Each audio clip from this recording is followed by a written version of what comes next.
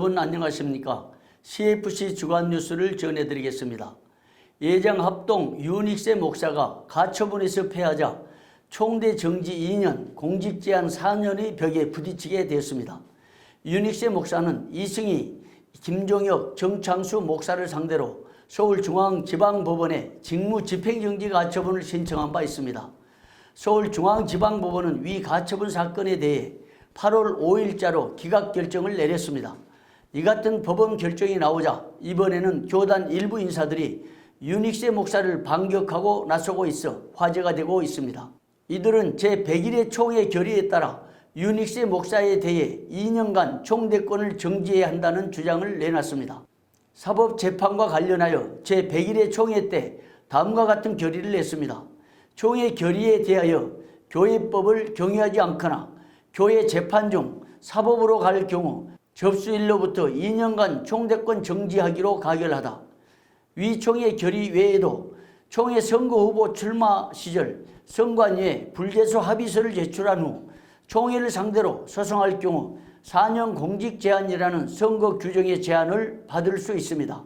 일부에서는 윤 목사가 지난해 선거와 관련하여 교단의 법 절차를 따라하지 않고 총회를 상대로 민사 가처분으로 제소함으로써 선거 규정 제28조 6항에 의거 향후 4년간 공직 제한을 당할 수 있다는 주장입니다.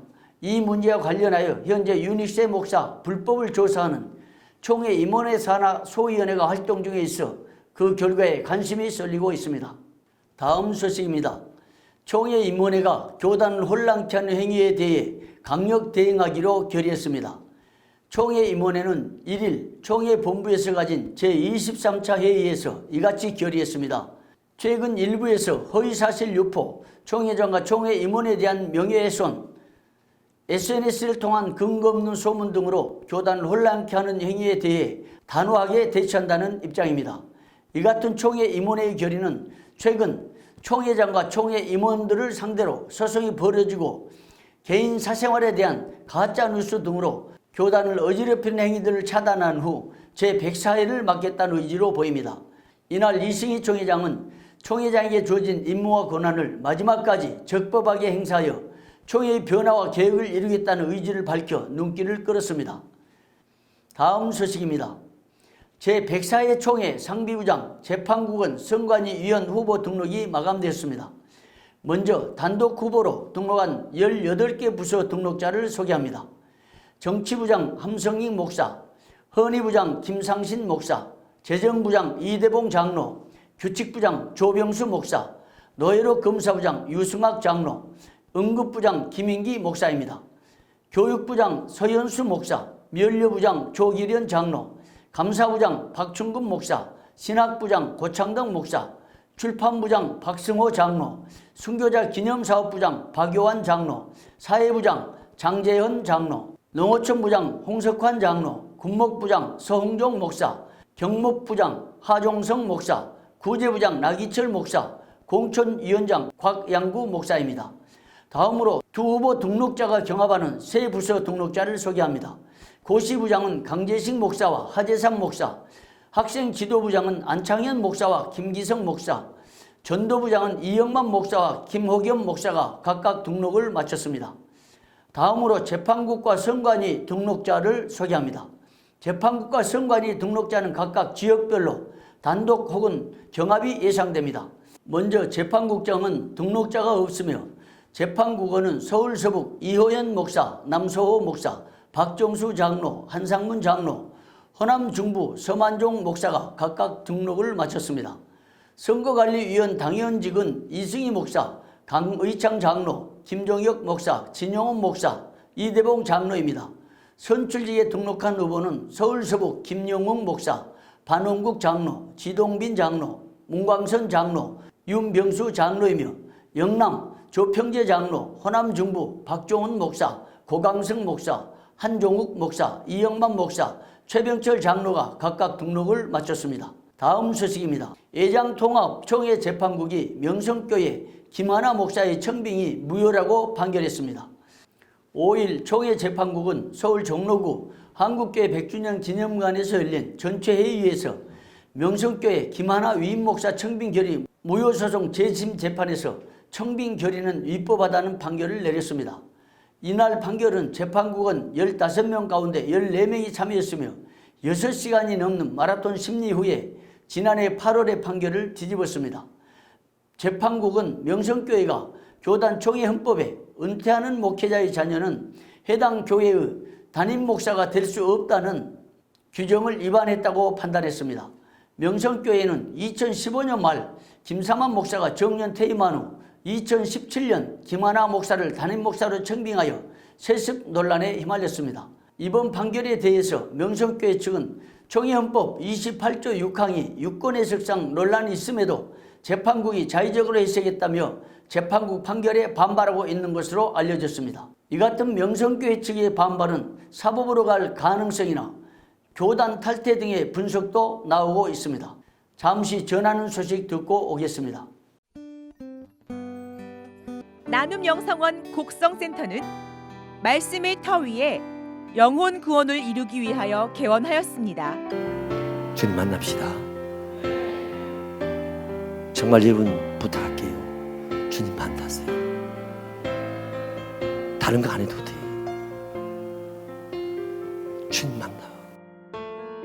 한국교회를 섬기는데 조금이라도 더 힘이 되었으면 좋겠습니다. 계속 주변에서 많이 격려해 주시고 그리고 또 함께 힘을 합했으면 좋겠습니다.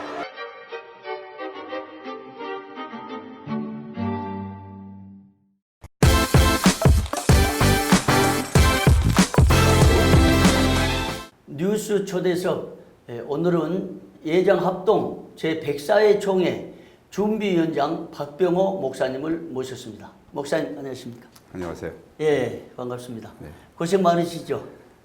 예, 뭐 총회 가까우니까 또 여러 가지 또 마음에 부담이 많이 되네요. 예. 작년부터 총회 준비위원회가 총회 결의에서 세워졌는데요. 네네. 올해 두 번째로 목사님께서 굉장히 큰 중책을 맡으셨는데요.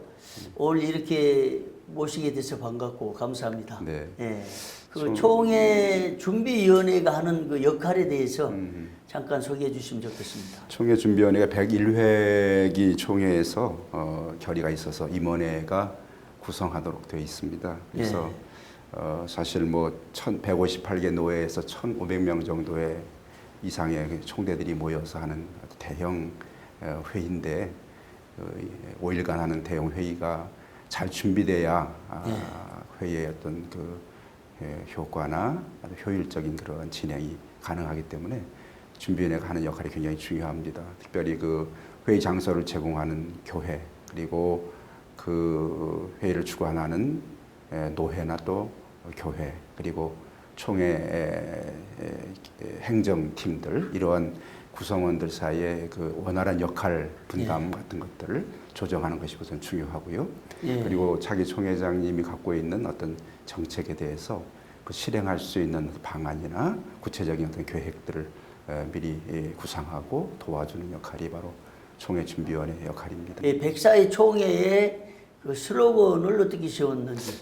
모든 것이 원칙적으로 회복되어야 되겠다 하는 그런 생각을 가지고 약 3가지 분야의 회복의 주제를 정해서 분야별로 회복의 정책들을 좀 실행하려고 준비하고 있습니다. 예, 그러면 그 회복에 대해서 3가지 차근차근 하나씩 좀 말씀해 주시면 좋겠습니다. 우선 첫째는 무엇보다도 우리 그 총회 구성원들의 영성이 회복되어야 되겠다 하는 그런 생각을 갖고 있습니다. 그래서 영성 회복은 곧 뭐 원론적인 얘기지만 말씀 회복, 말씀 운동이나 또는 회개 운동, 기도 운동 같은 것들이지요. 그래서 특별히 기도 운동을 통해서 회개가 일어나고 그리고 말씀이 힘을 얻는 그런 우리 교단이 되어야 되겠다 해서 우리 1년에 한 번 목사 장로 기도회를 5월에 개최하는데 한 번 단회적으로 하는 것보다도 좀 지속적으로 기도하면 좋겠다 해서 노회별로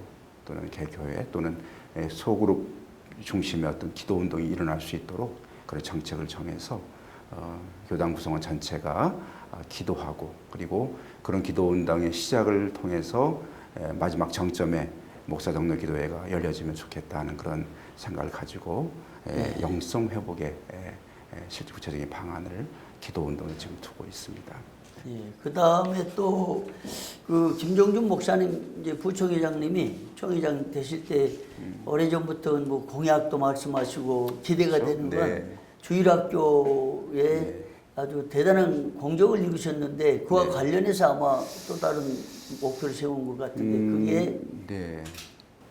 다음 세대 다음 세대 부흥운동본부를 예. 상설위원회를 설치할 그런 계획을 갖고 있습니다. 그래서 출산 장려 운동위원회를 만들어서 출산 장려 운동 그리고 미혼모 입양 정책이라든지 또는 결혼 장려 정책 이런 구체적인 그러한 정책들을 가지고 어떤 사회 역할도 우리가 감당할 뿐만 아니라 우리 교단 안에 다음 세대를 세워나가는 일에 예. 좀 풀뿌리 같은 그런 운동을 전개하면 좋겠다 생각을 가지고 있고요. 주일학교 부흥위원회를 만들어서 어떤 거점 주일학교 운동본부 같은 역할을 통해서 지역별 그런 거점 주일학교를 통해 주일 예배를 드리게 하고 예. 그리고 그 평일에는 또 작은 도서관 설치라든지 이런 어떤 사회적인 어떤 복지 역할을 감당하여서 다음 세대가 부흥할 수 있는 그런 방안들을 구체적으로 지금 계획하고 있습니다. 그 다음에 또 총신에 관련한 회복 정책도 갖고 있어요. 네, 뭐 총신의 지금 가장 큰 문제는 재정의 문제로 지금 부각이 되고 있습니다. 그래서 총신에 지금 심각한 재정난을 겪고 있고요. 이것을 타개할 수 있는 방안이 무엇일까 하는 것을 지금 고심 중에 우리 부총회장님 중심으로 우리 그 총회준비위원회에서 거론되고 있는 것이 운영이사회 제도의 폐지와 재단이사의 확대에 대한 그러한 방안을 지금 생각하고 있습니다.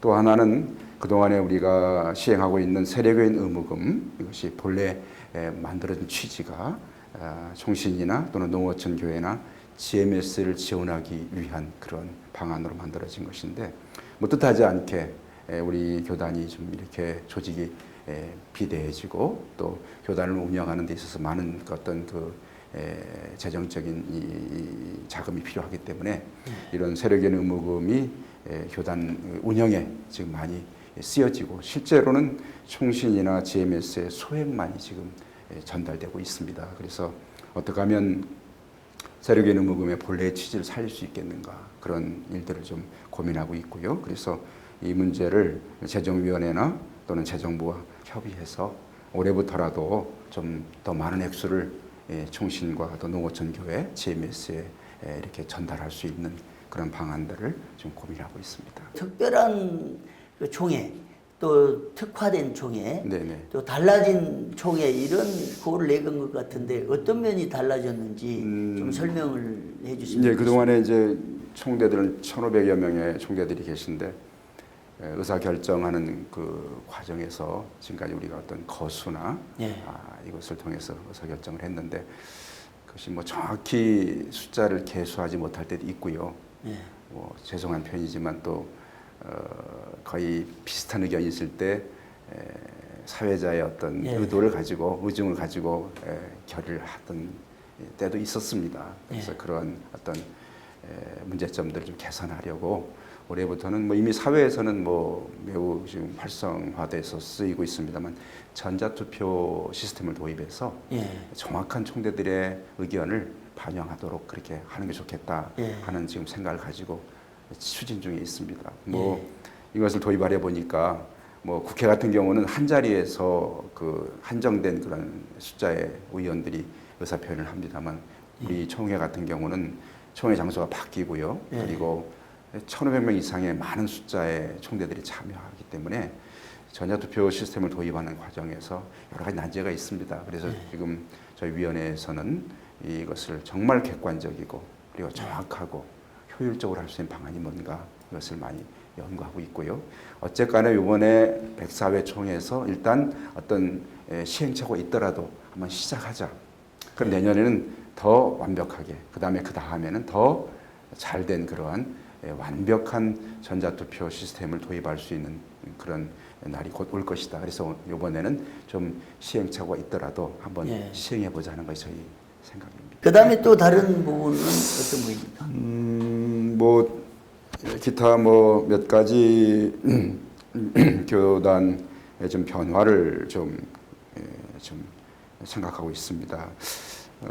그동안에 총무 제도가 있었는데요. 주로 총무님께서 주로 대외적인 활동에 좀 주력하고 그렇게 또 업무가 상당히 과중하시더라고요. 그래서 보니까 대내 그 총회 전체를 이렇게 아울러서 행정을 집행하는 일에는 조금 시간적으로 많이 이렇게 부족한 것을 저희들이 보게 됐습니다. 그래서 총회 구성원들이 많은 사람들이 총무님은 좀 대외적인 역할을 좀 하고 대내 총회의 행정을 좀 주관할 수 있는 사무총장 제도를 두면 어떻겠는가 하는 그런 생각들을 가지고 일부 노회들이 이렇게 헌의도 한 것으로 알고 있습니다. 그래서 올해 이번에 총회에서 사무총장을 대외 개방형 전문가를 공채해서 전문가가 들어와서 총회를 이렇게 행정적으로 또는 재정적으로 좀 잘 끌어가면 좋겠다는 생각 가운데서 사무총장 제도를 한번 실행해 보면 좋겠다는 그런 지금 저희가 생각을 가지고 이것을 정책으로 지금 추진하고 있습니다. 회의를 총회 그 회의 진행 방법상도 어떤 뭐 변화가 있다고? 예, 뭐 좀 더 효율적인 회의가 되면 어떤 방법이 방안이 있겠는가 생각해서 찬성과 반대의 마이크를 따로 좀 설치하고 그리고 의견을 말씀하실 분은 그 이렇게 찬성 표지판, 반대 표지판을 미리 들고 있다가 그것을 자신 의견 표시를 하면 의장이 지명해서 이렇게 발언하실 수 있도록 조금 그런 어떤 발언 그 신청의 혼란을 좀 이렇게 제거하고 좀 질서 있는 발언을 할 수 있는 방안도 지금 저희들이 생각하고 있습니다. 그동안에 전통적으로 총회 파회 후에 진행했던 그 총회장님 취임행과 관련해서 수요일 날 총회 회무 중에 진행하겠다는 말씀 들었는데 네네. 설명 좀 해주십시오. 뭐 이제 총회 중 수요 예배가 뭐 다양한 방법으로 그동안에 특징을 가지고 총회별로 이렇게 수요 예배가 진행이 됐는데요. 이번 백사회 총회 때는 이미 월요일 투표를 통해서 총회장이 이취임이 이미 교체가 이루어집니다. 그래서 그리고 이제 그 총회장 이취임식 행사를 총회 파회 후에 날짜를 잡아가지고 총회회관에서 해왔는데 가보게 되면 소수가 모여서 그 행사를 하는 걸 보았습니다.